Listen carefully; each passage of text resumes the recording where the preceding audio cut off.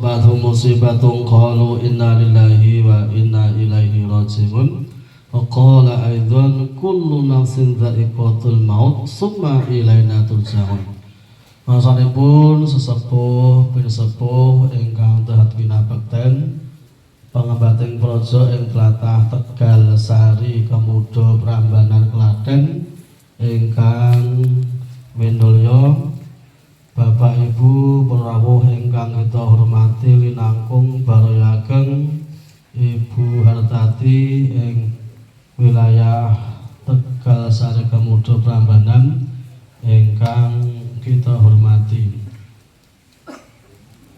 Hadirin hadirat rahimakumullah, keparenga kula kumawantun ngadeg wonten sengandika sami awi wekdal menika kawula makili saking warga masyarakat ing Madusari Wonosari Gunung Kidul.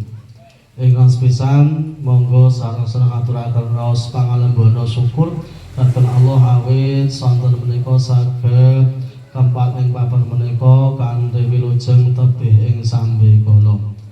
Salajengipun kula minangka pemerintah Kalurahan Wonosari Padukuhan Madusari kinen matur wonten keluarga ageng tokoh masyarakat punggawaning praja ing Tegal Sari Kemudo Prambanan kinen ngaturaken nglarapaken jenazahipun punarpanipun almarhum Bapak Warsito.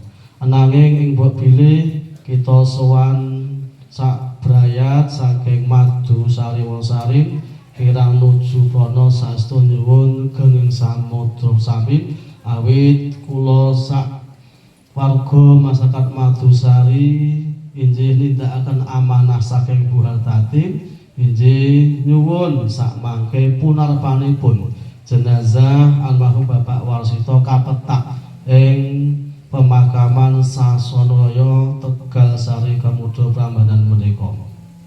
Ingkang salajengipun sakmangke punarpanipun jenazah almarhum Bapak Warsito kawula pasrahaken dhateng Bapak tokoh masyarakat tokoh agami ing Tegal Sari Kemudo Prambanan menika ingkang kula enjang sampun karukti dening tokoh agami ing Madusari Wonosari simbah kaum pramila sakwau nadyan kita mangertosi almarhum Bapak Warsito menika boten sakit boten gerah ananging namung jalaran masuk angin wau enjang sampun makarya tepeken Wonosari ananging rumaos boten sekeca lajeng kondur dumadakan masuk angin kok meningindilah kersane Gusti Allah kanthi sae kanthi rancak dipun timbali dening Allah Subhanahu wa taala.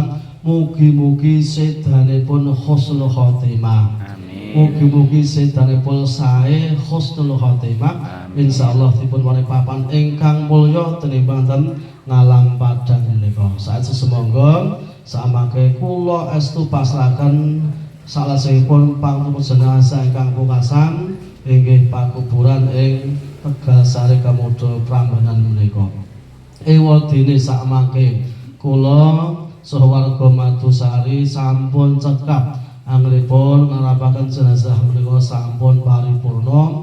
Kula sedaya rombongan nyuwun pamit nyuwun donganipun pangestu mugi-mugi saking papan menika dumugi Madusari Wonosari Gunung Kidul pikantuk rancak lancar tebih ing